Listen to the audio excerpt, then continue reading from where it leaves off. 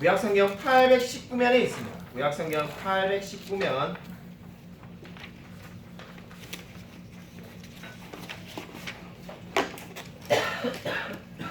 구약성경 819쪽 시편 23편 3절을 두 번 연속으로 같이 읽도록 하겠습니다. 구약성경 819면입니다. 819면 시편 23편 3절입니다.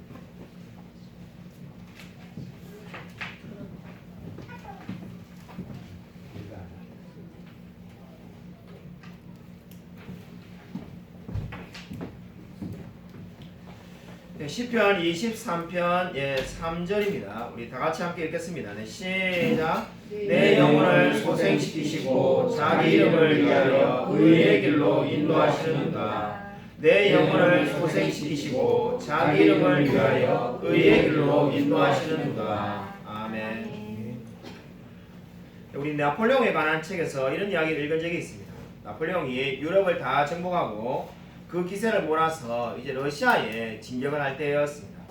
늘 전쟁에서 이기기 때문에 승승장구하는 나폴레옹이 자신감이 넘쳐날 때였습니다.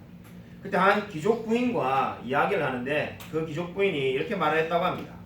인간이 자기의 길을 계획할지라도 그 걸음을 인도하는 분은 하나님이십니다. 성경에 나오는 말씀이죠. 그렇게 이야기를 하니까는 나폴레옹이 웃으면서 제가 나폴레옹입니다. 제가 모든 걸 계획하고 제가 다 이룹니다. 그런 말은 하실 필요가 없습니다. 이렇게 말을 했다고 합니다. 그 말이 끝난 이후에 몇 달 후에 나폴레옹이 전쟁에서 패배하고 황제 자리에서 쫓겨나서 엘바 섬에 유배가 되고 말았습니다. 이 이야기는 우리가 우리 자신을 과신하는 것이 얼마나 어리석은지를 잘 보여주고 있습니다. 반면에 오늘 시편 23편을 보십시오. 시편 23편은 자기 자신을 과신하는 것이 아니라 내 영혼을 소생시키는 분이 따로 있다라고 그렇게 고백하고 있습니다. 그분이 바로 하나님이십니다. 오늘 지금 시편의 저자 다윗은 자신의 영혼을 하나님께서 소생시키셨다라고 그렇게 고백을 하고 있습니다. 여러분, 소생시키다는 말에 주목을 해보십시오. 소생시키다는 말은 병든 양을 회복시킬 때 사용하는 표현입니다.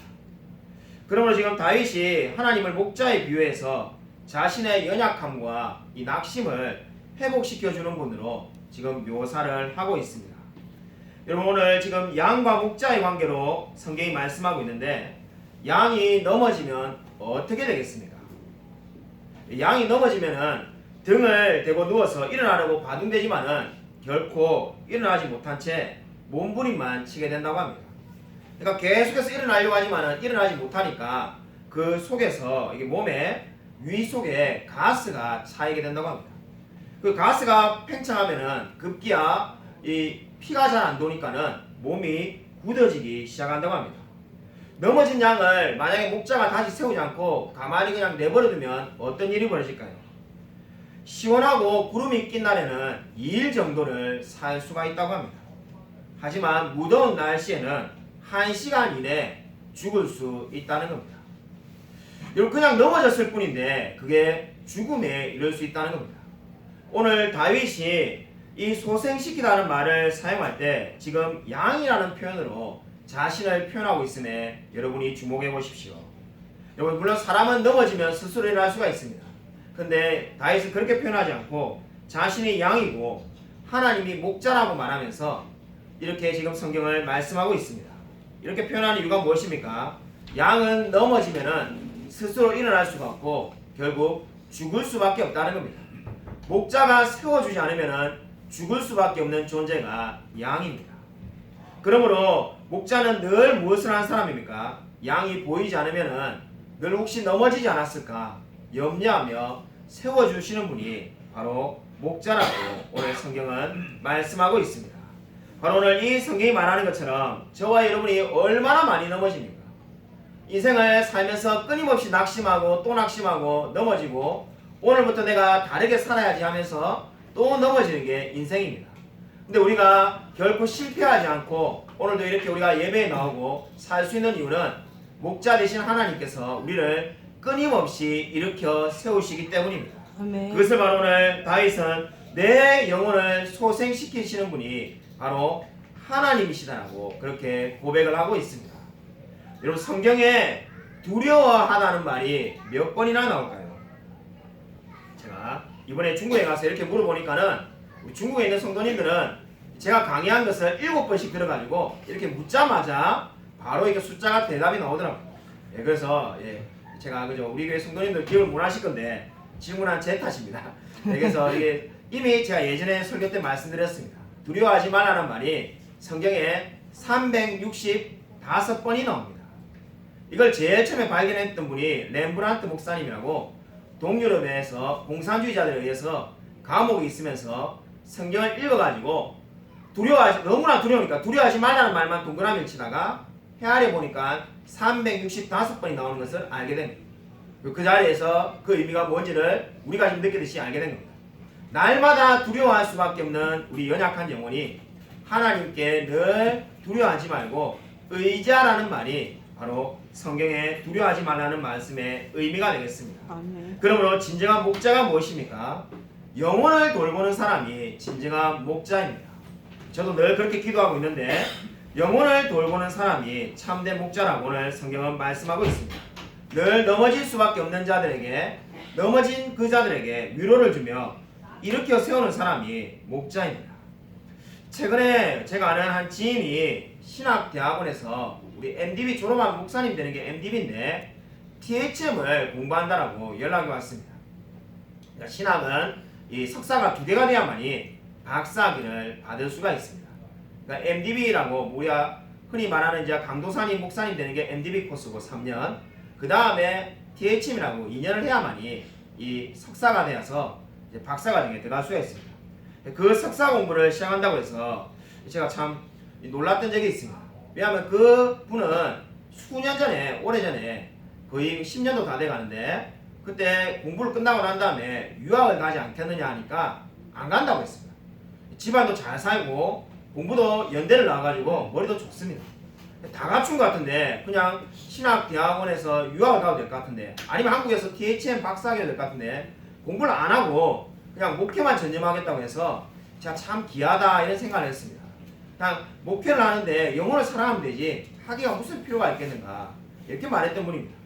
그분이 왜 다시 공부를 하려고 하냐 해서 알아봤더만은 이 지방에서 목회를 하는데 서울에 이렇게 지역이라든지 좀 다른 지역으로 해도 부목사님들 보통 뭐 3년 5년 되면 옮겨 다니지 않습니까? 다른 교회를 지원을 했더만은 학위가 없다고 해가지고 떨어지기 시작합니다. 대학도 연세대를 나오고 똑똑하신 분인데 총신대학을 나왔는데 이거 뭐 갖출 거 다 갖춘 것 같은데 그렇게 짧게 공부해서는 이렇게 큰 교회 수천 명 모이는 교회 부목사님을 못 옵니다 해가지고 서류 심사에서 다 떨어지는 거예요. 그걸 떨어지고 나니까는 이제 공부를 해야 되겠다 생각해서 공부를 지원했다는 것을 이야기를 듣게 되었습니다. 자, 그 이야기를 듣고 참 안타까운 마음이 들었습니다. 어쩌다가 이게 학위가 더 중요한 시대가 되었는가. 그렇죠? 세상에 뭐 학위가 중요한 분야들은 많이 있겠습니다만은 신약에게서 제일 중요한 게 뭐겠습니까? 섬기려는 마음이고 영혼을 사랑하는 마음이 가장 중요하지 않겠습니까? 자, 그 이야기를 듣고 난 다음에 곰곰이 예전에 저에게 주었던 제가 받았던 2장의 사진이 떠올랐습니다. 카톡에 제가 받았던 사진인데 2장의 사진이 있었는데 한 장은 우리 헐리우드 영화에서 볼 수 있는 배 밑에 막 노를 젓는 사람들 그 모습에 있는 사진입니다. 또 하나의 사진은 그 배에서 막 이렇게 노를 젓는 사람들 머리 위에 다 박사학위 학위부가 하나씩 쓰여져 있는 겁니다.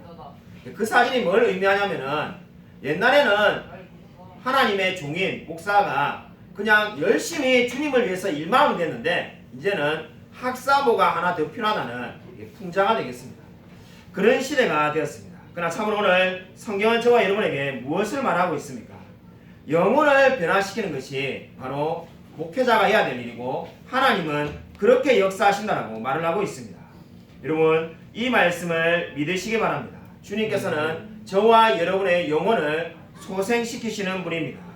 진정으로 여러분 이 진리를 믿으시기 바랍니다. 아멘. 제가 어렸을 때 모태신앙이지만은 교회 안에서 늘 불신자로 지냈습니다. 저는 고3이 되기 전까지 하나님이 살아계신다라고 생각하지 않았습니다. 저는 불가지론자라고 굳이 말하면 말할 수 있었는데 하나님이 살아계신지 안 계신지 알 수가 없다는 입장이 저의 입장이었습니다. 오랫동안 우리 신앙생활 하신 우리 분들은 다 알 겁니다. 우리 20, 30년 전에, 한 30년 전에 거의 모든 신자들의 집에 예수님 사진이 다 하나씩 걸려 있었습니다. 네, 그죠? 그는 보이지 않는 하나님이시오 이래가지고, 그리고 우리 이 집에 찾아오시는 손님이시라 이렇게 되어 있는 그 찍었다는, 예수님을 극적으로 찍었다는 그 사진이 있습니다. 겉보기에는 그냥 시커멓게 보이는데 자세히 보면은 예수님 얼굴이 보이는 사진이 있습니다. 저는 그 사진이 정말로 얼마 전에 제가 보게 되었고, 저는 아무리 봐도 예수님으로 안 보이는 사람이었습니다. 근데 어차피 예수님도 안 믿는데 안 보이면 어떠냐 이렇게 생각하고 살았는데, 어느 날 우리 주일학교 선생님이 이렇게 강의를 하다가 이렇게 말합니다. 이 집에 있는 그 사진 다 보았지 하면서, 그 사진이 안 보이는 사람은 거듭나지 않은 사람이다 이렇게 말합니다. 물론 농담이죠. 근데 이 농담인데 저는 막 가슴이 철렁 내려앉았습니다. 내가 하나님을 안 믿으니까 그게 안 보이는 거구나. 그래서 집에 가서 이제 한번 보려고 아무리 막 노력해도 안 보이더라고요. 그래서 내가 정말 예수를 안 믿으니까 이게 안 보이구나. 자, 그래서 고민을 할 때 이 교회에서 고린도전서 15장에 부활에 대한 설교를 들었습니다. 부활에 대한 설교를 듣고 난 다음에 제가 한번 생각을 해봤습니다. 제가 한번 온 가족이 우리 할아버지 때부터 이 3대, 4대째 증조 할머니부터 하면 제가 4대가 됩니다. 제가 4대째 예수를 믿는데 왜 내만 예수님이 안 믿어질까 해서, 그럼 한번 믿어보자 해가지고 부활에 대한 설교를 듣고 난 다음에 제가 한번 곰곰이 생각을 해봤습니다. 생각을 해보니까는 곧바로 답이 내려지더라고요. 부활을 믿을 수가 없지. 왜냐하면 내가 부활하는 걸 본 적이 없고, 첫 번째. 두 번째, 부활해서 다시 돌아왔다는 사람을 내가 만난 적도 없고 들어본 적도 없으니까 이 두 가지 이유로 부활이 거짓말이다. 이렇게 간단하게 결론이 나더라고요. 그래서 이 예수는 믿으면 안 되겠구나. 근데 어느 날 시간이 지나는데 이제 하나님께서 찾아오신 거죠. 마음에 이런 생각이 들었습니다. 늘 부활이 없다고 믿었는데 마음에 갑자기 이런 생각이 들었던 게, 내가 모든 것을 다 안다라고 주장할 수가 있는가? 그렇지 않지. 내가 모르는 게 많지. 그러면 부활도 내가 알지 못하는 영역에 있는 한 가지 사실이 아닐까? 이런 생각이 들기 시작합니다. 고등학생이 그죠? 뭘 알아봐야 뭘 하겠습니까? 근데 그 마음 가운데 갑자기 그런 마음이 차집니다. 그 전까지만 해도 부활은 없다라고 막 친구들에게 말하고 이렇게 말하던 사람이 그 마음 가운데 세상에 내가 모르는 게 얼마나 많은데 부활도 내가 모르는 거지 단지 없다라고 말해서는 안 된다는 생각이 들기 시작합니다. 그래서 하나님을 만나게 되었습니다. 제가 제일 처음에 하나님을 만났을 때는 내가 똑똑해가지고 내가 논리적으로 이렇게 쫙 설명을 하다가 내가 모르는 게 이렇게 많으니까 부활은 내가 모르는 영역 중에 하나다, 이 논리에 도달한 줄 알았습니다. 그러나 그러한 것이 아니었습니다. 그것은 내가 똑똑해서 그렇게 깨달은 것이 아니라 성령 하나님이 마음에 역사해 주셔서 제가 그것을 알게 된 겁니다. 바로 오늘 성경이 말하는 소생시키다는 말이 그 의미가 되겠습니다. 저와 여러분이 뭔가 대단해서 이 진리를 깨달은 것이 아니라 우리가 뭔가 대단해서 이 하나님의 말씀을 다 깨달았고 이 자리에 앉아있는 게 절대 아닙니다. 성령 하나님께서 우리 마음에 이 진리를 이해할 수 있는 마음을 주신 것입니다. 그렇기 때문에 저와 여러분이 이 자리에 앉아서 하나님을 믿을 수 있는 것입니다. 바로 그것이 바로 오늘 성경이 말하는 하나님께서 영혼을 소생시키다는 말씀의 의미가 되겠습니다. 여러분 이 진리를 믿으시기 바랍니다. 오늘 두 번째는 자기 이름을 위하여 하나님께서 지금 영혼을 소생시키며 인도하신다라고 말을 하고 있습니다. 자기 이름을 위한다는 게 뭡니까? 여러분 하나님께서는 이 지금 영혼을 소생시키시는 일을 하시는 이유가, 그리고 우리의 영혼을 인도하시는 이유가 하나님의 이름을 위하여, 바로 그분의 영광을 위하여 하신다는 겁니다. 언뜻 들어보면은 우리가 우리 자신을 위해서 영혼을 소생시키고 하나님께서 우리 자신을 위해서 인도하실 것처럼 보이는데 그것은 두 번째로 중요한 이유입니다. 가장 중요한 첫 번째 하나님의 목적은 하나님 자신이 영광 받으시기 위해서 우리를 소생시키신다는 겁니다. 성경의 대표적인 예가 아브라함입니다. 아브라함을 보면은 너로 하여금 큰 민족을 이루게 하고 온 세상에 별과 같은 후손이 되게 하리라고 약속을 주었습니다. 우리가 언뜻 생각해 보면은 왜 하나님이 이런 약속을 주시는가 이해하기 어렵습니다. 아브라함은 그냥 우상을 섬기는 자였는데 하나님께서 그렇게 약속을 해야 될 의무나 아무런 책임이 없습니다. 하나님께서 그렇게 약속을 주시고 또 약속을 이루셨습니다. 그래서 그 모든 아브라함의 후손을 별과 같이 많게 하였습니다. 왜 그렇게 하셨습니까? 그에 대한 대답은 한 가지입니다. 바로 하나님이 자기의 이름을 위하여 그렇게 역사하신 겁니다. 성경을 읽어보면 여러분 그런 생각이 들지 않습니까? 이스라엘 백성이 늘 우상 숭배하고 반항하고 넘어지고 또 넘어지는데 그냥 포기해도 될 것 같은데 결단코 포기하지 않고 끝까지 책임지시는 이유가 어디에 있습니까? 바로 하나님 자신의 이름을 위하여 그분의 영광을 위하여 하나님께서 그렇게 역사하신다고 성경은 말씀하고 있습니다. 그러므로 저와 여러분이 때때로 넘어지지만은 우리가 안전한 이유가 어디에 있습니까? 여러분 우리가 구세군의 표처럼 우리가 때때로 넘어지지만은 결코 실패하지 않을 거라고 확신할 수 있는 이유가 어디에 있습니까? 하나님이 자신의 이름을 위하여 우리의 영혼을 결단코 포기하지 않으시기 때문입니다. 여러분 저와 여러분이 구원이 한 번 받은 구원이 영원하다. 우리가 천국 간다는 것은 저와 여러분이 인품이 훌륭하고 우리가 변치 않을 인내력이 있기 때문이 아닙니다. 그것은 바로 하나님이 변하지 않는 분이기 때문에 우리가 그분께 붙들려 있기 때문에 우리가 결단코 실패하지 아니하며 반드시 천국에 가게 될 줄로 믿습니다. 여러분 이 진리를 믿으시기 바랍니다. 여러분 존 버년의 철로 역정이 있습니다. 여러분 혹시 아직 안 읽어보신 분 있습니까? 제가 설교 시간에 얼마나 많이 이야기하는데 그죠? 아직 읽어보지 않으신 분은 꼭 읽으시기 바랍니다. 이 존 버년의 철로 역정에 보면은 주인공이 크리스찬입니다. 그가 허영시장에 갔을 때 일을 한번 떠올려 보십시오. 허영시장에 세상의 모든 것이 다 있었습니다.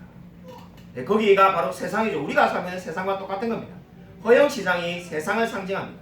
거기에 세상에 좋은 모든 것들이 다 있는데 크리스찬이 깨닫는 것이 있었습니다. 그것은 바로 자기가 이 허영시장에 있는 사람과 세 가지 점이 다르다는 것을 발견하게 되었습니다. 그 세 가지 점이 뭡니까? 첫 번째, 크리스찬이 입고 있는 옷이 달랐습니다. 두 번째, 쓰는 말이 달랐습니다. 세 번째, 바라보는 곳이 달랐습니다. 이 세 가지가 다르다는 것을 크리스찬이 깨닫게 되었습니다. 첫 번째, 옷이 다르다는 게 뭡니까? 의를 말하는 겁니다. 그리스도로 말미암아 구원을 받았기 때문에 그가 구원받은 백성으로서 신분이 다르다는 것을 알게 된 겁니다. 두 번째로 쓰는 말이 다르다는 것은 바로 이제 하나님을 만났기 때문에 그가 쓰는 말이 달랐습니다. 그는 이제 주일이 되면 예배를 가고 그리고 세상 사람들과 다르게 늘 진실을 말하는 자가 되었다는 것을 알게 되었습니다. 그리고 세 번째로 바라보는 곳이 다르다는 것은 허영시장에 있는 사람들은 그 물질들을 바라보는 데 빠져 있지만은 크리스찬은 저 천국을 바라보는 자임을 알게 되었습니다. 그렇기 때문에 크리스찬은 허영시장의 그 유혹에서 결코 빠지지 아니하며 이겨내며 승리할 수가 있었습니다.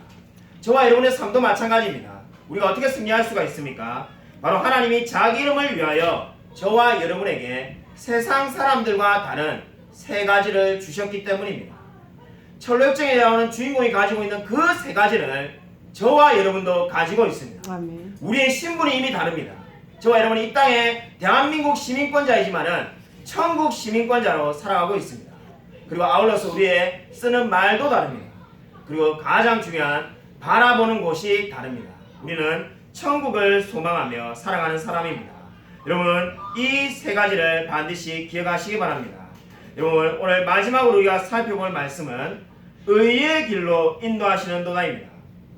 여러분 이 볼펜을 가지고 계신 분이라면은 우리 최근에 우리 교회 성도님 중에 이 열린 노트 성경 구입하신 분 있는데 성경을 사실 분은 여백에 있는 이 성경을 사면 좋습니다.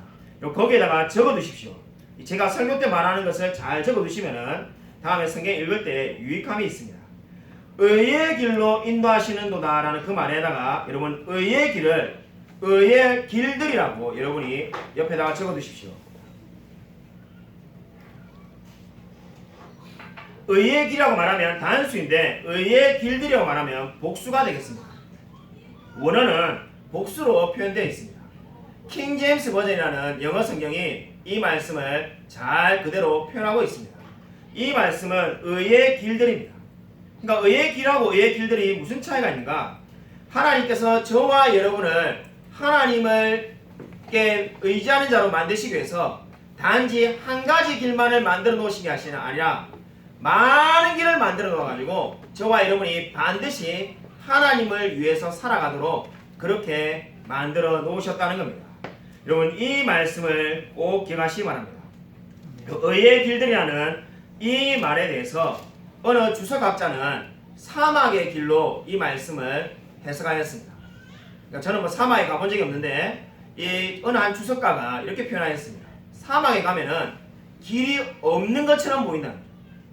그래서 모래사막에 길이 없는데 어디로 가야 될지 모르는데 가만히 자세히 보면은 앞에 있던 사람들이 갔던 예를 들면 낙타를 타고 지나갔던 그 발자국이 보인다. 근데 저기 진짜 발자국인데 저기 맞나? 저 길이 맞나? 그죠? 우리같이 이렇게 고속도로가 아니니까 저 길로 가도 되나 안 되나 이렇게 유심히 봐보면은 이 발자국이 하나만 있는 것이 아니라 거기에 여러 개가 이렇게 중첩되어 있음을 발견하게 된다는 겁니다. 그렇지 않겠습니까? 이 사막의 길이 우리 여기 항남 계로처럼 쫙 뻗어져 있는 게 아니니까 사람이 길을 가다 보면 이 사람은 이렇게 가고 저 사람은 저렇게 가는데 근데 여러 가지 길이 이렇게 있는 것처럼 보이는데 방향은 다 같다는 거죠. 그래서 이 주석가는 그 길을 보다가 바로 이 시편 23편 3편의 3절이 말하는 의의 길이 바로 이러한 길을 말하는 거라는 것을 그분이 깨닫게 되었다는 겁니다. 사막에 여러 많은 발자국과 여러 많은 흔적들과 길이 있는데 그것이 많이 있지만은 방향은 다 한 길로 집중된다는 겁니다.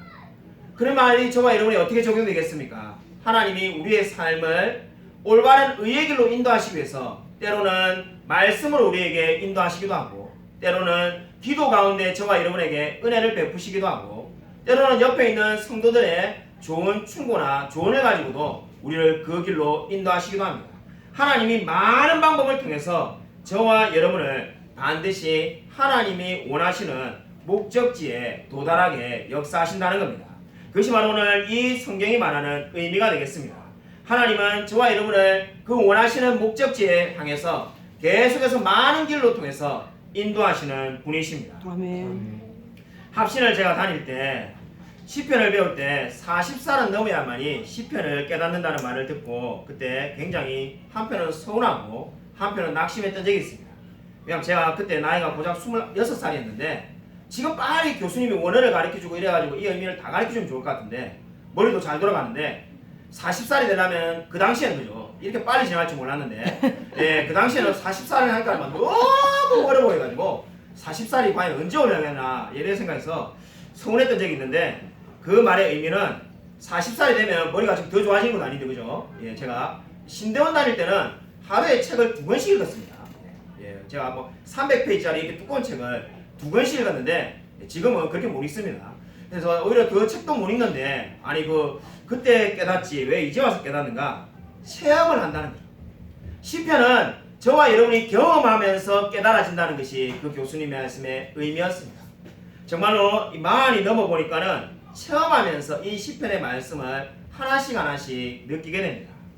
제가 개척을 하려고 향남에 내려왔을 때 정말로 시편 말씀을 계속 읽고 또 읽었습니다. 예, 우리 여기 입구에 붙어있는 시편 말씀도 자 그때 깨달은 말씀을 우리 입구에 붙여놓았습니다. 자 그때 최대의 기도 제목이 이 상가 지금 우리가 예배드리고 있는 이 상가를 구하는 게 최대 기도 제목이었습니다. 영광께서 50만을 매달 보내주신다고 했는데 이 상가를 향남에 알아보니까 그 당시에 150 이하가 거의 없었습니다. 한 군데 싼 군데가 있었는데 130만. 그래서 제가 어떻게 하면 이것을 구할 수 있는가 기도하고 또 기도했는데 감사하게도 하나님이 여기 그 당시에 월세 50에 여기에 들어오게 되었습니다. 그래서 영광교회에서 주신 동안 딱 맞았대서 얼마나 감사하든지 주님 감사하단 말이 찬양이 절로 나왔습니다. 근데 그 기뻐하는 기쁨이 하루밖에 안 가더라고요. 제가 아까 서두에서 365번이나 두려워하지 말라는 말씀이 있는 이유를 제가 그때 알게 되었습니다. 그 다음 날 되니까 새로운 두려움이 찾아왔습니다. 뭐겠습니까? 인테리어를 할 돈이 없잖아요.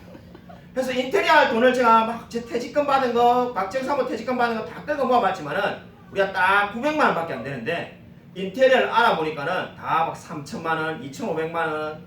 이게 뭐 아는 지인을 통해서 알아봤지만은 싸게 줘봐야 2,300만 원 이하로 해준다는 데가 아무도 없었습니다. 기적같이 여기 우리 항남에 저쪽에 가면 있습니다. 우리 서영 인테리어하고 있는데 그 사장님이 예수 믿는 분이니까 첫 마디가 만나자마자 제가 목사로 하니까 목사님 얼마에 가지고 계시냐면서 거기에 제가 맞춰주겠다 해가지고 그 돈에 맞게끔 이렇게 아름답게 해주셨습니다. 그래서 얼마나 감사하든지 세상에 이런 분이 다 있나. 물론 그분이 하고 난 다음에 자기가 제정신에 있는 것 같지 않다 이런 말을 여러 번 하셨습니다. 하나님이 은혜예요. 그러고 난 다음에 감사했는데 되자마자 그 다음 날에 또 두려움이 찾아옵니다. 이제 이 넓은 공간에 뭘로 채우는가. 그때 우리 이경희 장로님이 이 피아노 기증하신다 해가지고 제가 기억이 나는데 여기 아무것도 없을 때 피아노 하나 딸랑 기증해가지고 저쪽 편에 붙일까 이쪽 편에 붙일까 하다가 그냥 아니 뭐 여기다 해주세요. 예, 그래가지고 여기다 붙여놓고는 피아노 외에 아무것도 없는. 그래서 이 어느 세월에 이거를 다 우리가 또 하나님이 채워주실까 생각해보면 두려움이 막 얼마나 오든지 라면 박스 깔고 예배 드린 날에 막 진짜 눈물이 비 오듯이 났습니다. 야, 이거를 목회를 사람을 채우기 전에 의자 채우기도 힘들겠구나 뭐 이런 생각이 들어가지고 근데 이미 하나님 다 예비하셨죠. 자, 이 개척의 과정을 보면서 제가 깨달은 게 있습니다. 이게 인생의 축소판입니다. 하나님이 다 채우시는데 지금 뒤돌아보면은 주님이 다 예비하셨고 그죠? 하나님이 다 준비하고 계시고 하나님이 모든 걸 다 역사하셨는데 늘 두려움 앞을 모르니까 그죠? 계속 두렵고 한 가지 하나님 채우시면은 감사는 뒤로 가고 이거 앞으로 이 일은 어떻게 할까? 또 한 가지 하나님 이루어주시면은 또 한 가지 일이 두렵고 그래서 이게 결국 제가 그때 깨달은 게 두려워하는 사람은 평생 두려워할 수밖에 없겠구나. 그렇지 않습니까? 우리가 인생에 집을 사고나도 또 고민이 오고 계속 고민이 오는데 그럼 끝이 없는 거죠. 결국 하나님께 맡겨야만이 두려움이 사라지는 거지 하나님이 다 해결해 주시지만은 끊임없이 두려움이 찾아온다는 것을 제가 그때 알게 되었습니다. 여러분 두려워하는 마음이 여러분 가운데 있습니까? 여러분의 인생의 문제가 무엇입니까? 그 모든 문제를 주님께 맡기십시오. 오늘 성경이 어떻게 말씀하고 있습니까? 하나님이 자기의 이름을 위하여 여러분을 위해서가 아닙니다. 하나님이 자신의 이름을 위하여 의의 길로 인도하신다라고 말씀하고 있지 않습니까? 우리를 위해서 의의 길들을 많은 길들을 이미 하나님께서 예비하고 계십니다. 여러분 이 진리를 믿으시기 바랍니다. 여러분 오늘 마지막으로 우리 히브리서 6장 18절부터 한번 20절 한번 찾아보겠습니다. 하나님께서 우리 신자들의 안전을 위해서 무엇을 예배해두고 계신지를 우리 히브리서가 아주 잘 말씀하고 있습니다.